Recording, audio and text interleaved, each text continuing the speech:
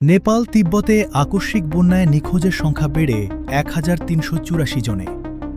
নেপাল ও তিব্বতে আকস্মিক বন্যায় ভয়াবহ পরিস্থিতি তৈরি হয়েছে।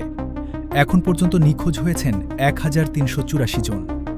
বৃহস্পতিবার নেপাল ও তিব্বতের সরকারি কর্মকর্তাদের বরাতে এ তথ্য জানা গেছে।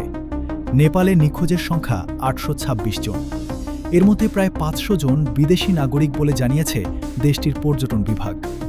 নিখোঁজ বিদেশিদের মধ্যে রয়েছেন ১৭৭ জন ভারতীয়, ২৩ জন মার্কিন, ৩৪ জন অস্ট্রেলীয়, ৩৩ জন ব্রিটিশ এবং ২৫ জন কানাডীয় নাগরিক।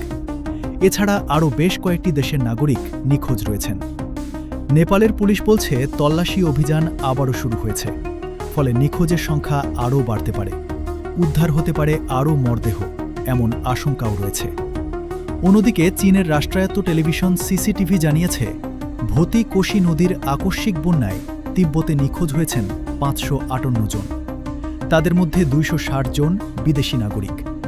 বন্যার ভয়াবহ স্রোতে সীমান্ত এলাকার মানুষজন ভেসে যাওয়ার দৃশ্যও ধরা পড়েছে বিভিন্ন ভিডিওতে।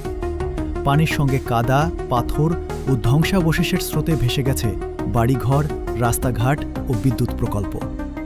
এই ভয়াবহ দুর্যোগ থেকে ভাগ্যক্রমে বেঁচে গেছেন নেপালের ৬৮ বছর বয়সী কেশব প্রসাদ বড়াল।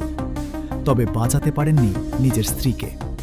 কেশব জানান, হঠাৎ বিশাল এক কাদার স্রোত তাদের বাড়ির দিকে ধেয়ে আসে।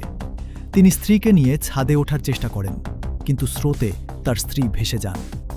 প্রায় ৪ ঘণ্টা পর একটি হেলিকপ্টার এসে বাড়ির ছাদ থেকে কেশবকে উদ্ধার করে, কিন্তু তার স্ত্রী এখনও নিখোঁজ। নেপাল ও তিব্বতে এখন চলছে ব্যাপক উদ্ধার ও তল্লাশি অভিযান। আর সময় যত গড়াচ্ছে ততই বাড়ছে নিখোঁজ ও হতাহতের সংখ্যা নিয়ে উদ্বেগ। সূত্র রয়টার্স।